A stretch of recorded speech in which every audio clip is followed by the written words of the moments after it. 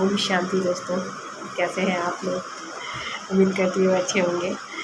Next video में हम लोग ने देखा था, जैसे कि हम लोग ने अथर्ववेद में मेधा जनन सूक्त के बारे में जाना था और जाना था कि कैसे वाचस्पति जो है वो वैदिक काल में जो है वो महत्वपूर्ण बन गए थे, लोगों को ज्ञान हासिल कराने में मदद करते, मार्गदर्शक की बातें थे।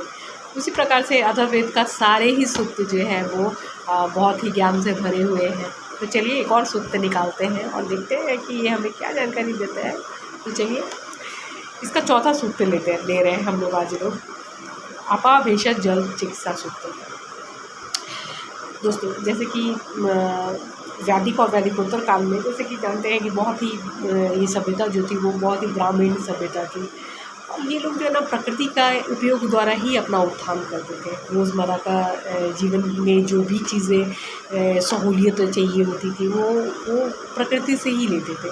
तो बहता हुआ जल जो है वो इनके लिए बहुत महत्वपूर्ण होता था। वो बहता हुआ जल सिर्फ इसके लिए सिर्फ कहलाने वाली नदी नहीं होती थी, वो इसके द्वारा पीने के लिए पानी तो लेते थे, नहाने के लिए जल लेते थे, जैसे चिकित्सा भी लेते थे, है ना। तो जैसे बोलते हैं कि ब्रह्मा ने सबसे पहले जो अप को बनाया था, अप को जल का रूप माना गया है और इसे मन के बाती से गतिशील कहा गया है। तो ये चीज़ था। तो अपाभेषज जल चिकित्सा सूक्त जो है अथर्ववेद का चौथा कांड है। तो चलिए देखते हैं। इसके देवता ही है अपान पात सोम और आप देवता, हाँ, और ऋषि है इसका सिंधुदेव। जैसे इसका मंत्र कहता है कि माता बहनों की बातें यज्ञ से उत्पन्न पोषक धाराएं यज्ञकर्ताओं के लिए पै दूध यानी के साथ मधुर रस जो है वो मिलाती है। सूर्य के संपर्क में आकर पवित्र हुआ वाष्पीकृत जल उसकी शक्ति के साथ पर्जन्य वर्षा के रूप में हमारे सत्कर्मों को बढ़ाए और यज्ञ को सफल कराए। ये एक चीज़ देख सकते हैं दोस्तों कि मतलब वैदिक काल के लिए जो है वर्षा का होना एक बहुत ही महत्वपूर्ण प्रक्रिया मानी जाती थी। बहुत कुछ डिपेंड करता था इसके ऊपर कि वर्षा हो।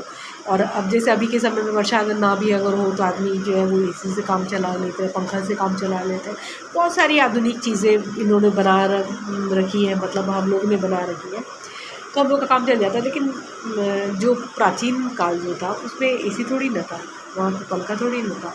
तो वहाँ पे जब गर्मियाँ लगती थी तो उसके लिए तो फिर वर्षा ऋतु को मनाना जरूरी था कि बारिश हो जाए और मौसम ठंडा हो जाए।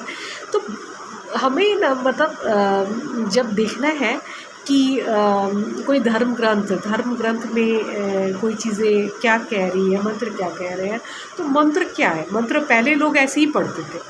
मंत्र जब लोगों को कुछ पढ़ने का रहता तो डिस्क्राइबली नहीं पढ़ के वो लोग वो जो है ना एक सॉन्ग के जैसा जो है ना उस चीज़ को याद कर लेते थे, गा लेते थे। ये हमारी प्राचीन विधि है। कोई भी चीज़ पढ़ने के लिए, कोई भी चीज़ याद करने के लिए, कोई भी चीज़ इम्पॉर्टेंट अगर होता था उसको याद कर, जैसे लोगों के नाम रखने में भी क्या कितनी महत्वपूर्ण चीज़ें ज्ञान छुपा हुआ है कि कितने लोगों का नाम आकाश होता था, कितने लोगों का नाम पृथ्वी होता था, कितने लोगों का नाम जो है सूर्य होता था।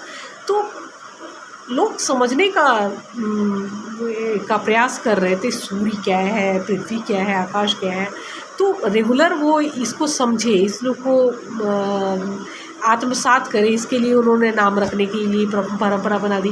क्योंकि नाम है तो रोज़ बुलाएंगे, है ना, अपने बच्चों को रोज़ बुलाएंगे, अपनी बहनों को रोज़ बुलाएंगे, अपनी पत्नी को रोज़ बुलाएंगे कि पृथ्वी की माँ, पृथ्वी बहन, आकाश पिता या आकाश भाई, चाहे जो भी। तो ये सारी चीज़ हमें जानते हैं ना कि कोई भी ये सब ना एक प्रोसेस की भांति है और इसे धर्म से जोड़ देना, चाहे कर्मकांड से जोड़ देना, ये सारा एक चीज़ ना एक बिहेवियर थेरेपी के जैसा है। अगर हम लोग कह सकते हैं कि वो बिहेवियर थेरेपी के में जब हम लोग उसको यूज़ करने लगते हैं तो वो चीज़ हमें ज़्यादा आत्मसात होने लगती है और वो आत्मसात होने की वजह से ही का ही इम्पोर्टेंस है जो वो विद्या जो है वो यहाँ तक चली आई है। नहीं तो ये चीज़ अभी तक गुम हो चुकी रहती है। कैसे लगी आपको जानकारी बताइएगा कमेंट सेक्शन में। धन्यवाद।